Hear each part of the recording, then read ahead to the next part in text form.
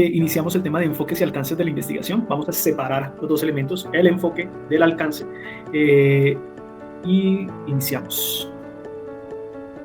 El aprendizaje esperado de enfoques y alcances de la investigación es que ustedes puedan definir qué tipo de estudio, qué enfoque de estudio están pretendiendo desarrollar, si es un enfoque cualitativo, si es un enfoque cuantitativo o si es mixto. Van a poder en un segundo momento definir un alcance para el estudio, y este alcance va en función del nivel de profundidad del análisis, si es un análisis exploratorio o llegan al último de los niveles, que es el nivel prescriptivo. Y por último van a comprender e integrar a este nivel de profundidad y a este enfoque de investigación las medidas de muestreo en la investigación científica, entendiendo cómo ella aporta a la validez y a la confianza en los resultados. Bueno, no faltaba. David, continuamos con nuestra presentación. Nuestro primer tema hoy es los enfoques investigativos. Nosotros tenemos un primer enfoque investigativo, que es el enfoque cualitativo. Cualitativo se refiere a las cualidades, y por cualidades entendemos elementos no numéricos. Un atributo de calidad, de cualidad, es el tamaño de las personas, es sus intereses sociales, es su narrativa cultural, es sus características de vestimenta. Estos elementos que son cualidades, que son atributos, que no son numéricos, pertenecen al enfoque cualitativo, y nosotros utilizamos este enfoque cuando tenemos un fenómeno de interés por conocer. Estamos en el primer nivel de investigación. Un ejemplo, cómo se construyen y expresan las percepciones sobre el cambio climático en los discursos de redes sociales. Entonces, para descomponer una pregunta cualitativa, o para componer una pregunta cualitativa, utilizamos dos elementos fundamentales, que es el fenómeno de interés y el contexto.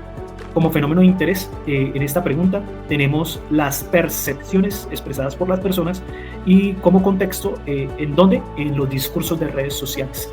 Estas preguntas podemos hacerlas, o podemos darle un deep dive, irnos más hacia lo profundo de la pregunta, llegar a ser la más específica para hacerla más controlable en cuanto al número de recursos y tiempo para ejecutarla. Y yo puedo especificar una pregunta cualitativa al nivel de actores.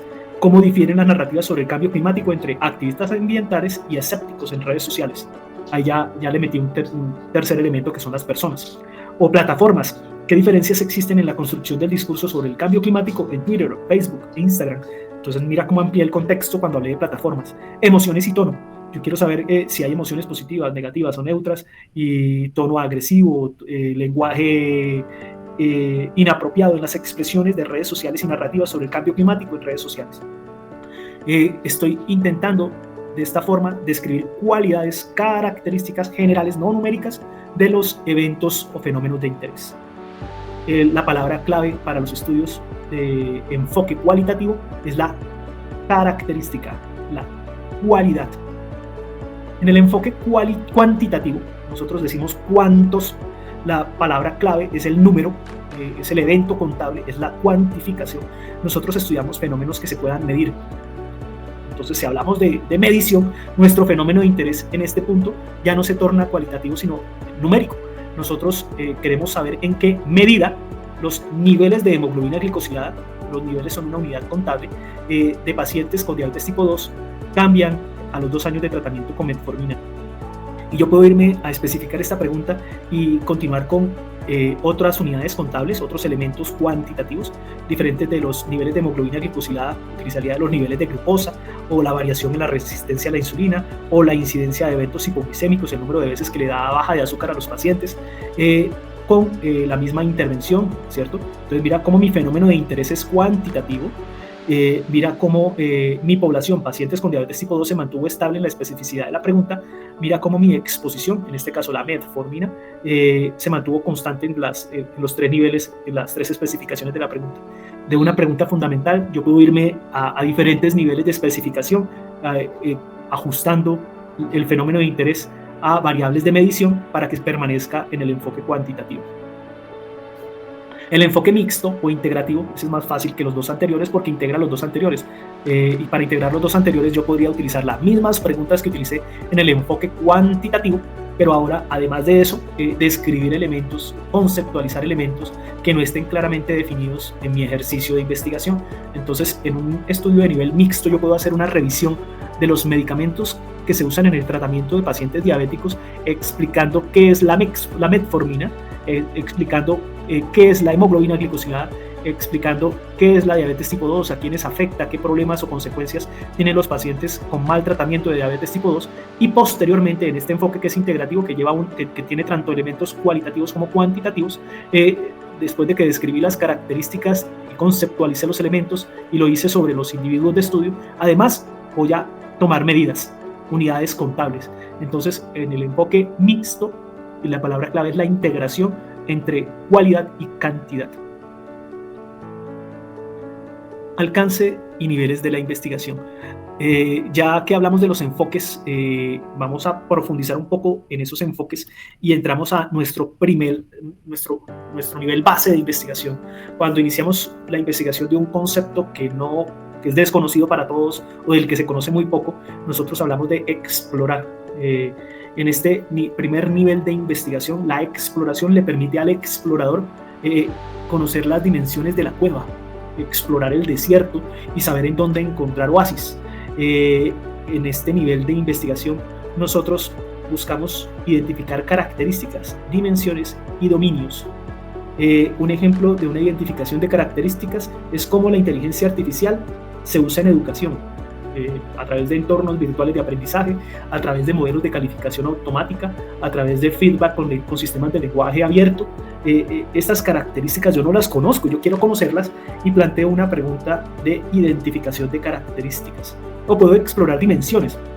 ¿Cómo se define? ¿Cuáles son las dimensiones, los contextos de educación o de inteligencia artificial que se están aplicando? Y con esto puedo señalar elementos que al final, cuando se unan, constituyen la definición completa de mi fenómeno de interés, en este caso el uso de inteligencia artificial en educación. O puedo analizar dominios. Dominios son macroconceptos, conceptos más grandes, cómo esto está transformando la educación, cuál es el futuro, a dónde quiero aplicar todos estos elementos. Cuando hablo del nivel exploratorio, el primer nivel de investigación, yo estoy identificando, explorando características, y el mismo nivel describe el objetivo. Explorar sería una palabra para iniciar el objetivo general del nivel exploratorio. Describir, conocer, caracterizar, identificar, conceptualizar. Seguimos con el segundo nivel. Nuestro segundo nivel es el nivel descriptivo. En este nivel descriptivo, y si ustedes miran la foto, ya no hay un explorador, hay gráficos estadísticos, pero son gráficos univariados. Es decir, yo tengo la frecuencia de diferentes columnas en el tiempo, tengo la distribución de eventos en gráficos de pasteles, tengo barras y pasteles, tengo la distribución por género en modelos infográficos, y es que el segundo nivel explora frecuencias absolutas, números enteros, y relativas, promedios, porcentajes en una población. Así las cosas yo no comparo ni creo relación entre variables, simplemente las describo. En el nivel descriptivo, las frecuencias absolutas y relativas son la palabra clave, las frecuencias, características cuantitativas. Entonces mira que el estudio descriptivo ya cambia el enfoque, ya salimos del enfoque cualitativo y nos mudamos al enfoque cuantitativo porque estamos hablando de números, nuestro primer encuentro con los números en la investigación. En un estudio descriptivo, entonces, yo presento, presento distribuciones y frecuencias. Seguimos con nuestro tercer nivel de investigación. En este tercer nivel de investigación o alcance investigativo encontramos el nivel analítico correlacional. Los niveles analíticos se caracterizan por una palabra de comparación, un elemento, aparece la comparación. Y yo puedo tener dos variables, la variable y y la variable x, y definir cómo ellas se relacionan en el tiempo. Es así que yo puedo definir el número de horas o comparar el número de horas de uso de celular en adolescentes y la calidad de sueño puntada de 1 a 10 en los mismos adolescentes, y definir si es que el uso excesivo de celular se relaciona con peor calidad de sueño o con mejor calidad de sueño, quién sabe, o con mejor rendimiento académico. El caso es que puedo comparar dos o más grupos y el elemento fundamental del análisis o de la correlación es la comparación. En este nivel analítico o correlacional yo comparo categorías que son adolescentes que usan versus que no usan el celular y el número de horas de sueño, o puedo correlacionar. Para correlacionar necesito dos variables numéricas continuas. Por ejemplo, el número de vasos de bebida versus el volumen de orina en la vejiga. Entonces ya tengo dos variables cuantitativas. O como en nuestro ejemplo, el número de horas de sueño y el número de horas de uso de celular. Cuando tengo dos variables cuantitativas continuas, entonces genero la correlación. Cuando tengo una variable categórica, es decir, adolescentes que usan versus que no usan redes sociales, versus una variable numérica, el número de horas o el porcentaje de eficiencia del sueño, en este caso categoría versus número, hablo de una comparación de categorías. Llegamos al cuarto nivel, y en el cuarto nivel aparecen los experimentos, la causa-efecto, la causalidad. Los modelos explicativos o el estudio, el nivel de investigación explicativo busca crear hipótesis de causa. Los modelos correlacionales que vimos en el nivel anterior, analítico y correlacional, no siempre se asocian a causalidad. Hay un libro que se llama Correlaciones espurias, correlaciones aleatorias, que describe cómo se asocia el consumo de pan en Roma versus el nivel de precipitación de lluvias. Entonces aquí tenemos dos variables numéricas continuas. El consumo de pan lo tenían en valores totales, y resulta que se correlacionan ambos eventos, pero no hay una explicación para ambos eventos, simplemente se correlacionan. Cuando aumenta las lluvias, aumenta el consumo de pan. Cuando aumenta el consumo de pan, aumenta el consumo de lluvias. No sabemos si es un patrón cultural, no sabemos nada más, solo que se correlacionan. En el nivel explicativo, nosotros definimos si esa correlación es causal o no. Para definir una correlación o una asociación causal, yo debo controlar ciertos elementos. Y los primeros elementos que debo controlar son los elementos de las características generales de los individuos incluidos. Por eso en un diseño observacional avanzado, yo puedo definir que el consumo de tabaco se asocia al cáncer de pulmón. Quienes más consumen cigarrillo más tienen cáncer de pulmón. Quienes más consumen cigarrillo son quienes más consumen en un día y quienes más llevan consumiendo en el tiempo. Entonces aquellas personas que consumen más de un paquete diario y que llevan consumiendo más de 15 años tienen más riesgo de cáncer de pulmón que quienes consumen un paquete ocasional o que son fumadores sociales y que llevan poco tiempo consumiendo. Pero para esto tengo que aislar otros eventos asociados al cáncer de pulmón, por ejemplo, los factores heredofamiliares. Entonces, yo voy a controlar a la población diciendo antecedente de cáncer de pulmón si no, tabaquismo si no, tabaquismo leve, moderado, severo. Y mira que ya tengo como 4 elementos que me obligan, que me demandan crear subgrupos de población para definir si la frecuencia del evento, en este caso cáncer de pulmón, incrementó o no en el tiempo, controlando aquellos eventos que pudieran explicar un incremento en el riesgo de cáncer de pulmón diferentes del cigarrillo.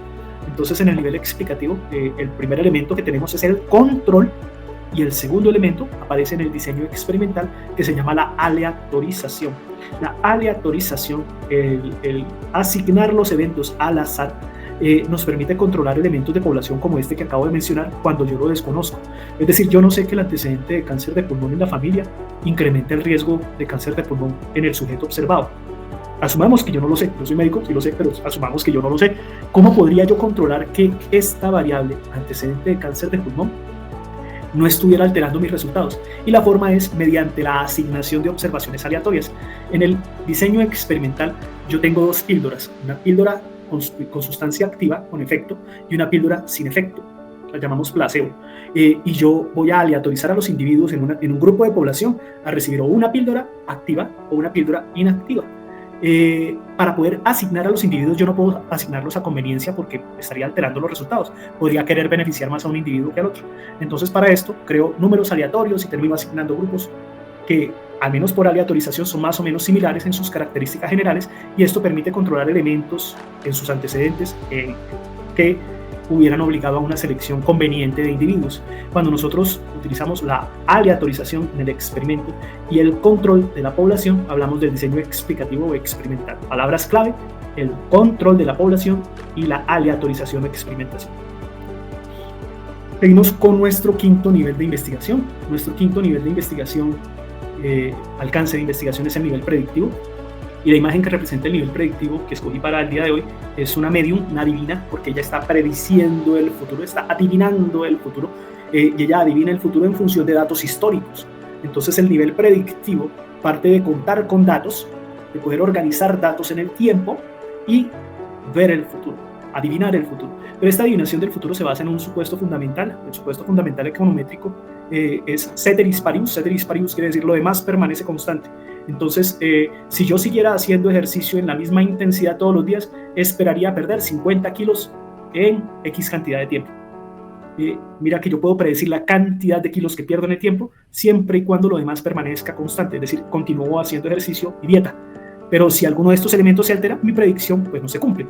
En el nivel predictivo, además de yo adivinar el futuro, yo sobre ese futuro, a través de fórmulas matemáticas, puedo determinar el nivel de confianza que tengo en ese futuro posible. Y siempre que nosotros hablamos del nivel predictivo, para poder ver el futuro que aún no existe, yo tengo que crear una simulación, yo tengo que simular un futuro, un escenario futuro, bajo unas circunstancias particulares. Entonces la palabra clave del elemento del nivel de investigación predictivo es la simulación o el modelado. Yo creo un modelo de datos y sobre esos datos simulo un escenario futuro. Yo puedo en el nivel de investigación predictivo hacer un modelado simple bajo elementos que conozco. Yo tengo estas 3, 4 variables y las tengo en una base de datos, las voy a analizar en el tiempo y ellas son las que me van a predecir mi futuro. O puedo utilizar modelado avanzado. El modelado avanzado no lo tengo que entender porque es una caja negra de inteligencia artificial. Aquí aplico modelos matemáticos avanzados como el machine learning, como el decision tree, los árboles de decisión y redes neuronales, las redes convolucionales, que me permiten crear escenarios complejos del futuro. Escenarios que son apoyados por métodos de analítica avanzados, y por eso se llama modelado avanzado. Llegamos al último nivel de investigación. El último nivel de investigación, más que un nivel de investigación, es una forma de aplicar los niveles anteriores, y este es el nivel prescriptivo. Para los que tienen smartwatch, esos relojes inteligentes, y los han programado con sus objetivos y metas de reducción de peso, de número de pasos al día, de salud cardiovascular, nosotros hoy en día tenemos aplicaciones que han reconocido el nivel de actividad física, la dieta y consumo de alimentos con desenlaces saludables. Entonces, para pacientes diabéticos en un nivel prescriptivo, o para pacientes obesos en un nivel prescriptivo, o aún para sanos que están buscando una rutina de deporte en el nivel prescriptivo, se otorgan recomendaciones. Y la palabra clave del nivel prescriptivo son las recomendaciones. Siempre que tú tengas un modelo predictivo, que es la de la Medium, y a esto le asignes recomendaciones a nivel prescriptivo, estamos hablando de este nivel, ya avanzamos, evolucionamos a un nivel superior. Entonces, del nivel predictivo, del nivel prescriptivo, estamos llegando a cuáles son las recomendaciones respecto de los resultados obtenidos en el nivel predictivo. Muestreo en la investigación. Voy a parar acá un momento. Entonces, muestreo en la investigación. Cuando hablamos de muestreo, en realidad piensen en dos grupos grandes. El primer tipo de muestreo es el muestreo probabilístico. Para el muestreo probabilístico yo requiero un parámetro de probabilidad. ¿Qué es un parámetro de probabilidad? Un elemento numérico que me permite calcular el tamaño de muestra. Hoy no vamos a hablar del tamaño de muestra, pero siempre que yo tenga un parámetro como cuánto mide mi universo de población para saber cuánto tengo que extraer de tal forma que sea representativo, o cuánto miden mis grupos, subunidades muestrales del total de mi población, para saber cómo ponderar los pesos de los grupos poblacionales que tengo que obtener, estamos hablando de probabilidad. ¿Qué tan frecuente es un evento en otras poblaciones para saber cuántos individuos debo extraer de esta población? Estamos hablando de un muestreo probabilístico. Entonces, el primero de los tipos de muestreo probabilístico se llama muestreo aleatorio simple. El muestreo aleatorio simple se caracteriza por dos elementos: su simpleza, que implica que cada individuo tiene la misma probabilidad de ser seleccionado, y la aleatorización, que es completamente al azar. Imagínense que yo tengo la lista de ustedes y voy a hacer un examen, y para seleccionar a quienes deben presentar el examen como representativos de la población, asumiendo que todos tienen el mismo nivel de conocimiento y asistieron todos a las mismas clases, voy a tomar una moneda. A esta moneda la voy a pintar de blanco en un lado y de rojo en el otro lado. Y voy a ver el primero de mi lista y lanzo la moneda. Mi moneda cayó en blanco, se salvó del examen. Lanzo la moneda otra vez para mi segundo, cayó en blanco. Y puedo lanzar la moneda todas las veces y cayó en blanco todas las veces. ¿Y qué sigo haciendo? Sigo lanzando la moneda y vuelvo a dar la vuelta hasta que seleccione el número de individuos que definí por tamaño de muestra como representativo, pero noten cómo cada lanzamiento de moneda era una probabilidad independiente. Es decir, el hecho de que el primer individuo haya sido seleccionado no condiciona que el segundo sea o no lo sea. No altera la probabilidad del segundo individuo, porque cada individuo requirió un lanzamiento de moneda, una probabilidad independiente. Entendido el muestreo aleatorio simple, que es completamente al azar y en donde cada individuo tiene la misma probabilidad de ser seleccionado hasta completar el tamaño de muestra, vamos al segundo muestreo, muestreo aleatorio sistemático. Este ya es diferente, que yo no voy a usar una moneda, voy a usar un dado. Y lanzo el dado y el dado me dice que el número es el 5. Entonces voy a escoger cada 5 individuos para presentar el examen. Resulta que mi lista nada más tiene 25 personas y yo necesito 5 personas.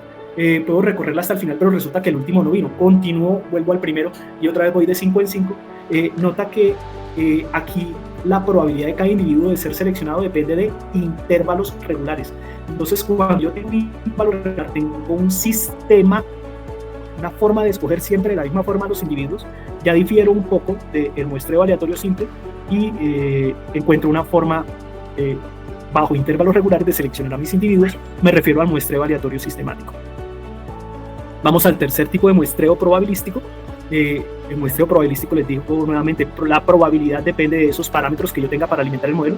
Entonces, en el muestreo aleatorio estratificado, yo defino estratos. Lo primero que se nos viene a la mente seguramente cuando hablamos de estratos son los estratos socioeconómicos, que dependen del nivel de ingreso de la vivienda. En el estrato socioeconómico 1 esperamos un nivel de ingresos muy inferior al estrato socioeconómico número 6.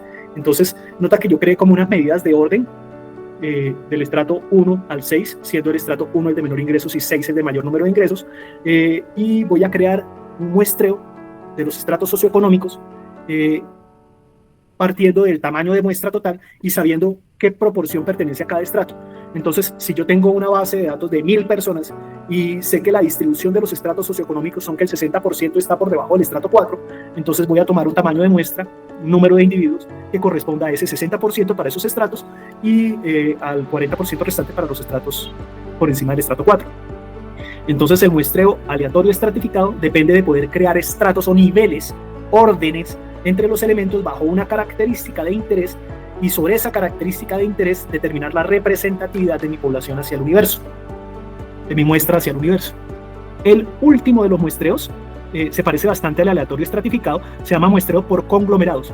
El problema de los conglomerados, a diferencia de los estratos, es que los estratos tenían un orden, de 1 a 6, era una variable ordinal. En los conglomerados yo no tengo un orden, yo tengo una agrupación natural. Entonces, un ejemplo es en los colegios.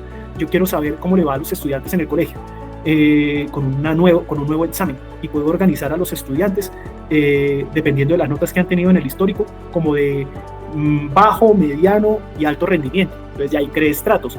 Sobre esos estratos yo voy a hacer grupos de exámenes, y hasta ahí entendimos muy bien el estratificado. Pero no, mentira, voy a hacer mejor un experimento social, ¿sabes? Y en este experimento social voy a ver dónde se sientan mis estudiantes en la clase. Entonces tengo un combo de estudiantes que hacen mucho ruido y que se sientan en la parte de atrás. A ese combo lo voy a llamar los desordenados. Entonces, primer grupo es un grupo de 20 personas que son los desordenados. El segundo grupo es el grupo que se sienta más cerca al escritorio del profesor. Y ese grupo que está allá cerca son como 5 personas, lo voy a llamar los aplicados. Y hay un tercer grupo que no está ni adelante ni atrás, lo voy a llamar los indiferentes. Y voy a crear un tipo de test o una encuesta de satisfacción con la calidad de mis clases de cada uno de esos grupos. Pero tengo que seleccionar el número de elementos representativos, una cantidad que represente de forma ponderada a cada conglomerado. Entonces, la diferencia entre estratos y conglomerados es que los conglomerados son agrupaciones naturales, que ni idea de por qué ocurrieron, pero así ocurren, y los estratos son agrupaciones por niveles, por una característica definida. Después de los muestreos probabilísticos siguen los muestreos no probabilísticos. Los muestreos no probabilísticos se caracterizan porque yo no tengo un parámetro de población. Y si no tengo un parámetro de población para alimentar el modelo, pues yo necesito poder investigar mi fenómeno de interés, pues aparecen los muestreos no probabilísticos. Son típicos del enfoque investigativo cualitativo, son típicos del nivel de investigación exploratorio y permiten caracterizar fenómenos de interés ante la ausencia de parámetros poblacionales. El primero de los muestreos no probabilísticos es el muestreo por cuotas. Y por cuotas se refiere a, ustedes piensan en cuota como la que paga el crédito, de ahí se van a acordar, porque por cuotas depende del recurso que yo tengo, en tiempo y en dinero. Yo voy a crear una encuesta para entender a los habitantes de la calle. ¿Cuántos habitantes de calle hay en Bogotá? No sé, no tengo ni idea. Pero yo quiero entender cuáles son sus condiciones de vida. ¿Y a cuántos va a entrevistar? No, pues cada encuesta, después de que paso comité de ética, de ética para la evaluación y la aplicación de encuestas, cada encuesta me vale como 150.000 pesos, porque tengo que darle comida, tengo que darle el transporte al entrevistado y todo, y hacerle firmar el consentimiento, además pagarle por su participación. Como me vale 150.000 pesos y yo nada más tengo 300.000 pesos, pues voy a entrevistar a 2. Entonces mi cuota son 2. En el muestreo por cuotas yo tengo unas limitantes para poder entrevistar a todo el universo y establezco una cuota, ¿vale? El segundo tipo de muestreo no probabilístico es el muestreo en bola de nieve.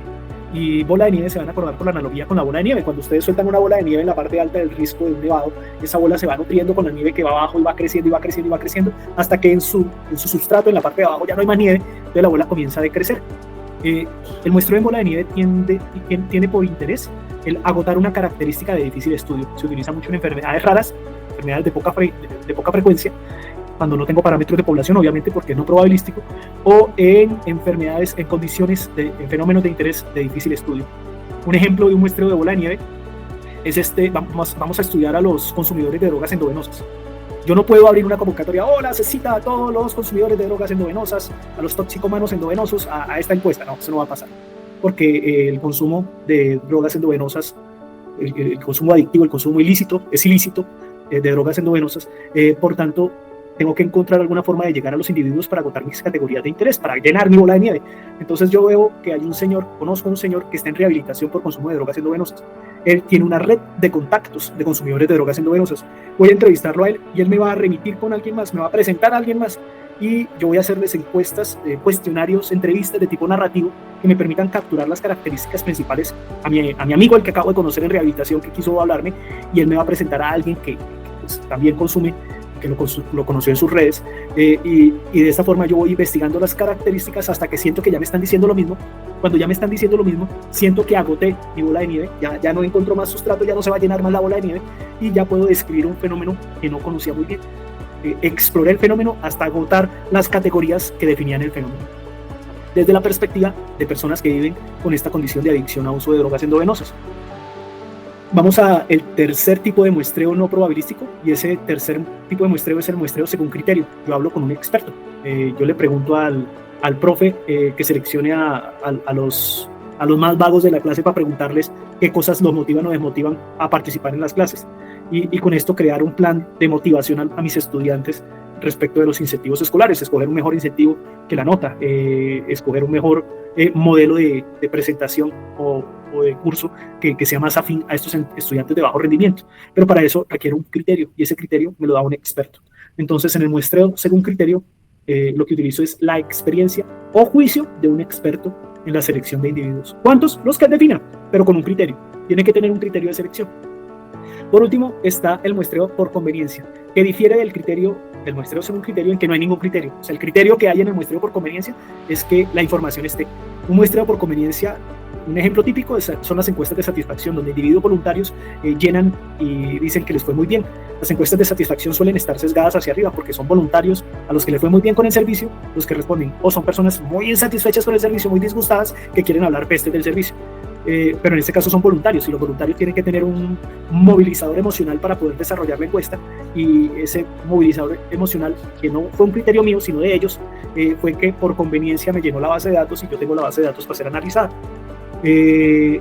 Hay muchas bases de datos colgadas en las redes sobre las que podemos aplicar análisis adicionales, pero no hay una probabilidad de selección de esos individuos porque están disponibles. Yo escogí ese universo que estaba disponible, entonces lo hice por conveniencia. La conveniencia depende del criterio de disponibilidad, pero no hay un criterio definido. El criterio lo estableció la persona que llenó, que es desconocido para mí. Conveniencia es que siempre esté disponible. Entonces, para reflexión final, y son preguntas que deben hacerse antes de avanzar con su proyecto o en la medida en que van avanzando con su proyecto de investigación, la primera pregunta es: ¿qué tipo de datos necesito para desarrollar mi investigación? Acabo de hacer una pregunta de investigación, ya seguí todo el proceso hasta este punto de cómo convierto de tema a palabras clave unidas por booleanos, a pregunta de investigación, y ahora qué datos necesito para responder a esta pregunta. Y eso depende del nivel de profundidad al que quiero llegar. Entonces yo ya definí que mi enfoque es cualitativo, mi nivel de profundidad es exploratorio, pero no, mi enfoque ya no es cualitativo sino cuantitativo. Entonces, bueno, y en cuantitativo, ¿qué quiero responder? ¿Quiero solo describir? ¿Quiero hacer un experimento? ¿Quiero comparar poblaciones? ¿Quiero predecir el futuro? ¿O quiero prescribir en función de los datos? ¿Qué tipo de muestreo es adecuado para optimizar, para garantizar la representatividad y mejores resultados? ¿Tengo parámetros de población y hago muestreo probabilístico? ¿O no tengo parámetros de población? ¿No tengo ningún parámetro para estimar poblaciones? Entonces hago un muestreo no probabilístico, un muestreo por conveniencia porque hay una base de datos. ¿Qué enfoque sería el más adecuado entonces? ¿Cualitativo, cuantitativo, mixto, integrativo? Y cómo estos enfoques pueden incrementar, fortalecer la validez, la relevancia del estudio. Recuerden, por relevancia es que tanto aporta de conocimiento lo que estoy haciendo. Es decir, si yo no puedo responder con el nivel de investigación que se requiere, entonces me toca bajarle el nivel de investigación, bajar el nivel de complejidad de mi pregunta. ¿Y es esto relevante? ¿Esto aporta al conocimiento? ¿Es algo sobre lo que debería investigar? Son preguntas para reflexión sin una respuesta porque dependen del diseño de su proyecto de investigación. Conclusiones. 3 elementos fundamentales tienen que llevarse el día de hoy. la elección del enfoque cualitativo, cuantitativo o mixto va a dar pie al segundo momento, que es la definición del alcance. Es exploratorio, es analítico correlacional, es descriptivo, es predictivo, es prescriptivo. Definan el alcance luego de que tengan su enfoque investigativo. Y por último, definan el muestreo. Si ustedes están hablando de un estudio cuantitativo, tienen que describir muestreo. Y la muestra puede ser el universo poblacional por un muestreo por conveniencia, en un muestreo no probabilístico. O la muestra puede ser un grupo de características específicas, que es un muestreo aleatorio estratificado sobre una población ya definida. Pero esto depende del tipo de la pregunta, de investigación y de cómo quieren que estos resultados aporten validez y confianza.